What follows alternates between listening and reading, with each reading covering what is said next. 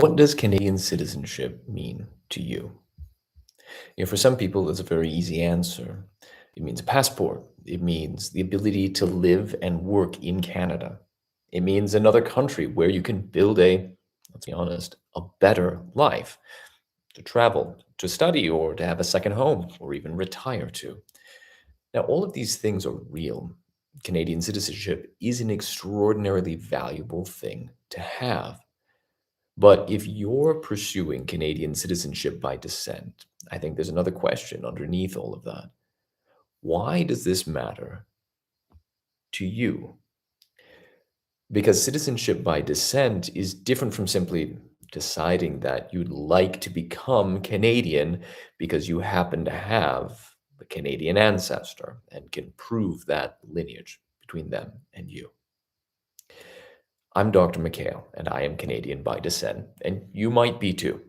I'm a professional genealogist specialized in historical document research and analysis.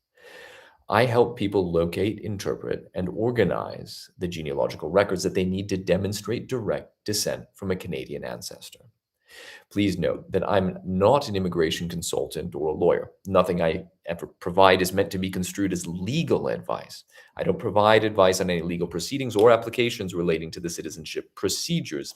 I'm a genealogist and a historian who can help you with the research and compilation of the genealogical records that you need with less hassle, more clarity, and peace of mind. So you might have a Canadian grandparent, great grandparent, maybe five times great granny came from Hamilton, Ontario. Perhaps even someone further back in your family tree, maybe from the 17th century. Bonjour, Monsieur Cadien. And somewhere along the way, that connection to Canada became more or less distant. Or maybe like a lot of people, you were hanging your hat on Irish citizenship by descent, but just didn't quite make that generational gap. And it turns out your Irish ancestor had children. He moved to Canada, had children in Canada. That's where your great great grandmother came from. That's more than one person with that story. Turns out now you can apply for Canadian citizenship by descent, assuming great granny was actually born in Canada and you can document it and all of that. But maybe your family, one way or another, left Canada generations ago. Some of them maybe even went back and they died before you were born. Maybe your family never even talked about the fact that you had a Canadian connection, or perhaps you always knew, but nobody realized that would ever have any legal significance for you. And then one day, you discover it. You find a record, you see a birthplace, you discover that your great granddad wasn't born where you thought he was. He was born in Canada. Or you've recently, sometime in the last 8 months or so, heard about the amendment to the Citizenship Act of Canadian law, so called Bill C-3. And suddenly, that's something that's been sitting quietly in your family history becomes relevant to your life today.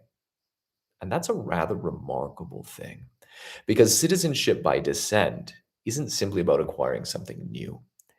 In many cases, it's about documenting something that was already part of your family story. You're not inventing a Canadian connection, you're tracing something that already exists and documenting it. It's already part of your story. Because, of course, where we come from and where our ancestors lived and who they were and how they lived is already part of our identity. We're just more or less aware of it or more or less embracing of the role that that has. So that's why I think it's worth taking the family history side of your Canadian ancestry seriously, because your genealogy isn't just a collection of interesting names and dates that get you a different legal status. It's a story about how you got here, who your grandparents were, who their parents were, where they lived, why they moved, who they married, and where their children were born. Some of them where their children died and how they moved on. What happened to the family one generation to the next?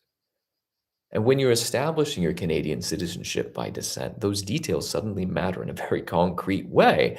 You discover that the story of your family, the story that your family has told, was broadly right, sometimes maybe not exactly right. A surname was spelled differently. The date of a birth or a death or a marriage was off by a couple of years. Maybe someone was born in the neighboring village rather than the big town that everybody remembered. A middle name all of a sudden appears on one record as their normal name that they go by, but not on another one. Someone uses an English version of a name after immigrating, or even before immigrating, because Canada is bilingue, right? It's got two languages. None of those things necessarily destroys a case, but of course they need to be understood because the objective isn't simply to find documents and then submit them and say, here, you work it out. The objective is to establish a coherent chain of identity from that Canadian ancestor to you. And that's where I think also that the deeper meaning of Canadian citizenship by descent becomes interesting. So, citizenship is, among other things, a legal relationship between you and a country. Now, the concept of citizenship has evolved significantly, transformed and changed over the last even 200 years, and is in flux today, right? Even how we understand citizenship is a is an evolving, changing thing and is not treated the same necessarily from one country to another. If you want to hear more about that basic idea, let me know in the comments and I'll try and create a video about that specifically. The evolving nature of citizenship, especially pertaining to Canada versus the US over the last 200 years. But ancestry, so citizenship is a relationship with a country, a state specifically, a legal entity, political entity. But ancestry is a relationship between you and your family. Now, sometimes those two things intersect. You may have spent your entire life in another country and never thought of yourself as a Canadian. You may not have a Canadian accent. There's more than one Canadian accent, by the way. You may never have lived in Canada. And you may not know very much about the place where your ancestor lived, or necessarily much about the place you might want to live. But we'll come back to that in another video. Again, comment below, let me know where you want to move to if you're planning to move to Canada. And yet you may discover that Canada is part of your inheritance. Not necessarily inheritance of money or property, although we may have a secret dream and a wish that we could step into some castle somewhere, right? But an inheritance of identity. And that doesn't mean you suddenly have to pretend to be something that you're not. I want to be just clear with you. It's easy when we're looking at Canadian citizenship by descent to really delve into the weeds of records and paper documents, digitized or otherwise, and lose sight of the identity aspect. What does it mean to realize that you're Canadian? What does that mean for your identity to incorporate this story of your ancestry into your lived reality? So you can be deeply rooted in the country where you were born and raised and still have a meaningful connection to another country through your family. Human beings have always operated on multiple layers of belonging and identity. There's where we were born, where our parents came from, what language we speak growing up, where our grandparents lived, where we moved to, the kind of job that I have, perhaps the religious group I belong to, where I travel, lifestyle, the traditions that my family carries, the places that we've left behind, and the places where we've built new lives. Citizenship can be one formal expression of those connections, but it's not the only one. So if you're researching citizenship by descent, I'd encourage you not to think of the process as simply, how do I get my Canadian certificate of citizenship? And from that, how do I get my Canadian passport? Two very important steps that we need to keep in mind. And it's an understandable question, something we need to be able to focus on for those who are pursuing that route.